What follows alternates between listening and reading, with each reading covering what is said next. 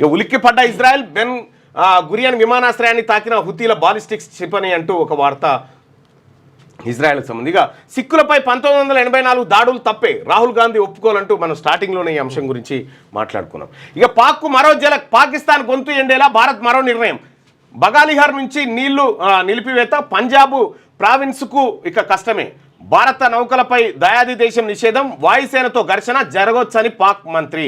పాకిస్తాన్ను అన్ని వైపుల నుంచి దిగ్బంధించడంలో భాగంగా భారత్ మరో నిర్ణయం తీసుకుంది. సింధు నది జలాలను అడ్డుకోవడం ద్వారా ఇప్పటికే పొరుగు దేశాన్ని ఉక్కిరిబిక్కిరి చేయగా తాజాగా బగలిహార్ జలాశయం నుంచి నీటి సరఫరాను భారత్ నిలిపివేసింది. ఇది జమ్మూలోని రాంబన్లో చినాబ్ నదిపై ఉంది. విద్యుత్ ఉత్పత్తికి ఉద్దేశించిన ప్రాజెక్ట్ నుంచి నీటిని వదలకపోవడం వల్ల పాక్లోని పంజాబ్ ప్రావిన్స్కు సాగునీరు అందడం లేదు. ఉపగ్రహ చిత్రాలు దీన్ని ధృవీకరిస్తున్నాయి. జీలం నదిపై ఉన్న కిషన్ గంగా జలాశయం నుంచి కూడా నీటిని పాక్కు వెళ్లకుండా పాకిస్తాన్కు నీటిని కట్టడి చేస్తూ ఉన్నారు తాత్కాలికంగా. దీంతో పాకిస్తాన్లో ఉన్నటువంటి పంజాబ్ ప్రావిన్స్ ఏదైతే ఉందో తీవ్రమైనటువంటి నీటి ఎద్దడిని ఎదుర్కొంటా ఉంది. అసలు ఈ బగలిహార్ ప్రాజెక్టు ఎంత కీలకమైందంటే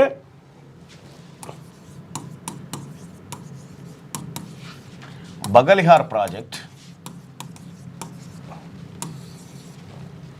ఈ ప్రాజెక్టు 1996లో జమ్మూ గవర్నర్ లెఫ్టినెంట్ గవర్నర్ ఉండే గవర్నర్ ఆమోదం తెలిపిండు.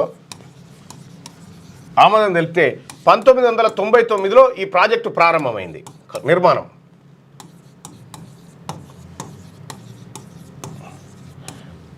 ప్రాజెక్టు నిర్మాణం ప్రారంభమైంది 2008లో మన్మోహన్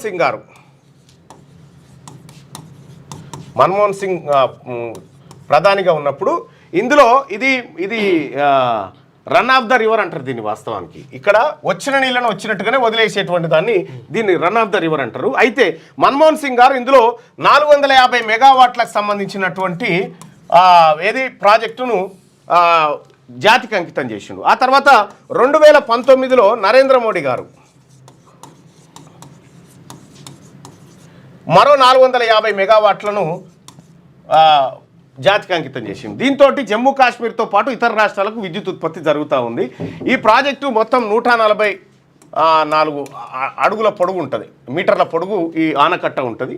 సో ఇది జరిగినటువంటి దీని ద్వారా ఇక్కడ మనకు జల విద్యుత్ ఉత్పత్తి అవుతుంది. నీళ్లు కిందికి పోయి పాకిస్తాన్లో పారుతుంది అన్నట్టు. అయితే మనం ఇక్కడ జల విద్యుత్ ఉత్పత్తి చేయడం అనివార్యం. సో తాత్కాలికంగా ఆపినా శాశ్వతంగా ఆపేటువంటి పరిస్థితి ఉండదు. కాకపోతే తాత్కాలికంగా పాకిస్తాన్ని ఇబ్బంది పెట్టేటువంటి క్రమంలో ఈ నిర్ణయం తీసుకున్నట్టుగా కనిపిస్తూ ఉంది. యంత్రాంగం అప్రమత్తంగా ఉందో లేదో తనిఖీ చేద్దామని వచ్చా అని వర్షం అడుగుతూ ఉందట. ఏపీలో వర్షాలు. క్యూ న్యూస్లో పనిచేయటకు వీడియో ఎడిటింగ్ మరియు SEOలో అనుభవం గల జూనియర్ ఎడిటర్స్ కావాలను సంప్రదించవలసిన నెంబర్ 8688926084. లేటెస్ట్ న్యూస్ తెలుగు మరియు ఇంగ్లీష్ అప్డేట్స్ కోసం ఇప్పుడే క్యూ న్యూస్ అఫీషియల్ యాప్ని ప్లే స్టోర్ నుండి డౌన్లోడ్ చేసుకోండి. సరికొత్త సమాచారాల కోసం క్యూ న్యూస్ వెబ్సైట్ని ఫాలో అవ్వండి. ఛానల్లో ప్రాంతీయ, జాతీయ, అంతర్జాతీయ వార్తలు వీక్షించండి. లైక్ చేయండి,